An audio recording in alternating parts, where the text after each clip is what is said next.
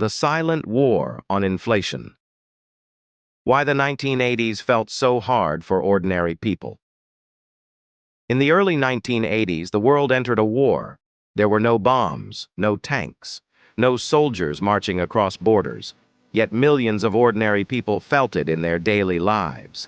A factory worker in Detroit lost his job overnight.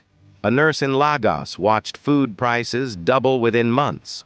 A shop owner in São Paulo paid more in interest than he earned in profit. Governments said inflation had to be defeated. They said the pain was necessary. They said there was no alternative. But for ordinary people, this did not feel like economic stabilization. It felt like punishment. This is the story of how inflation was fought in the 1980s and why the cost fell so heavily on those with the least power. To understand why the 1980s were so hard, we need to step back into the 1970s. The global economy was already under strain. Oil prices surged after major oil shocks in 1973 and 1979. Governments spent heavily to protect their citizens. Workers demanded higher wages to keep up with rising prices. Inflation increased, but wages increased too. Unions were strong. Jobs were relatively secure. Savings still felt meaningful.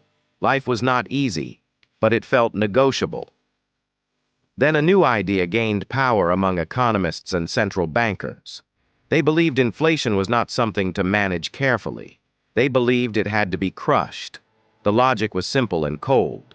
If people stop borrowing, spending, and demanding higher wages, prices will stop rising. To achieve that, the economy had to be squeezed, and ordinary people would feel that squeeze first. In 1979, the United States made a decision that changed the global economy.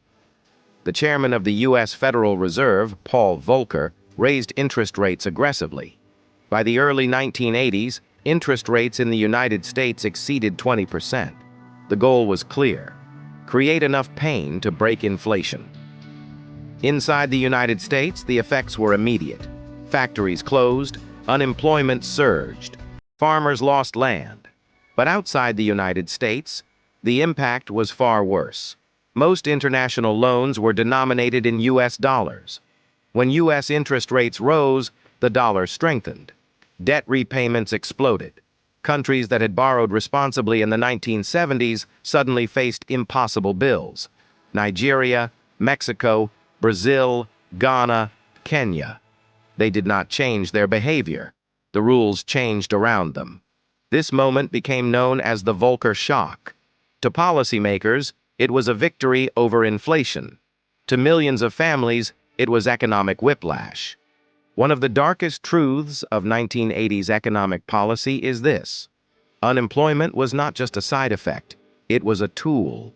The theory was straightforward. If more people are looking for jobs than there are jobs available, workers become afraid to demand higher wages. Lower wage pressure means lower inflation. On paper, this was a clean equation. In real life, it meant empty factories and silent homes. Behind every unemployment statistic were human stories: parents unable to provide, graduates with no future, communities slowly unraveling. Economists spoke of a natural rate of unemployment, but there was nothing natural about millions of lives collapsing at once. As interest rates rose, many countries found themselves unable to repay their debts. They turned to the International Monetary Fund and the World Bank. Help came with conditions. These conditions were called structural adjustment programs. Countries were required to change the way their economies worked. They were told to devalue their currencies, to cut government spending, to privatize state-owned companies, to open their markets to foreign competition. On paper, these reforms promised efficiency and stability. On the ground, they delivered shock.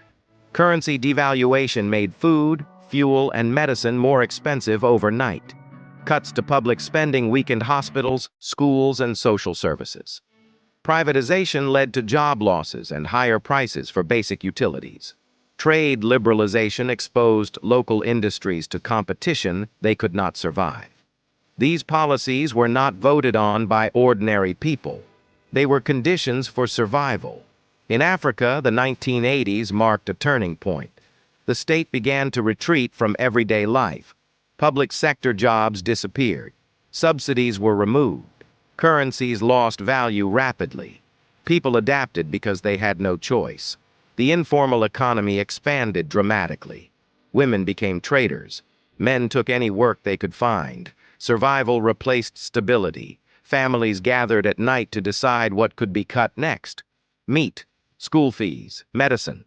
People were told their suffering was necessary. That adjustment was a bitter medicine that would lead to a better future. For many, that future never arrived. Trust in institutions was damaged, sometimes permanently. In Latin America, the 1980s became known as the lost decade. Governments had borrowed heavily in the 1970s, expecting growth to pay it back. Instead, interest rates soared and commodity prices fell. Much of national income went toward servicing debt, not improving lives. Inflation devoured salaries.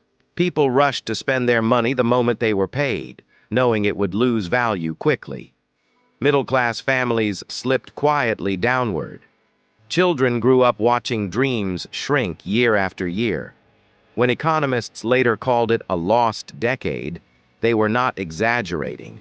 It was lost time, lost opportunity, lost trust.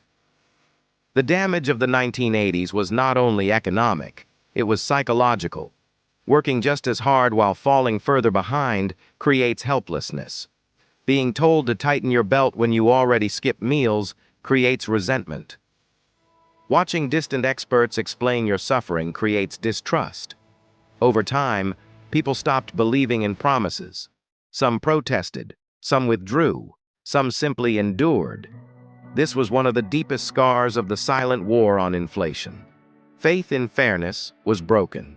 By the late 1980s and early 1990s, inflation had fallen in many countries. Budgets looked healthier, markets appeared calmer. From a technical perspective, the war on inflation succeeded. But beneath the numbers, the cost was clear. Public services were weaker. Inequality was higher.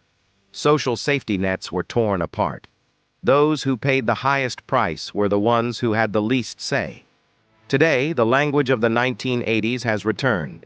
Inflation, interest rate hikes, austerity, debt discipline. The history of the 1980s is not distant. It is a warning. It reminds us that economic policy is never neutral. Someone always absorbs the pain first.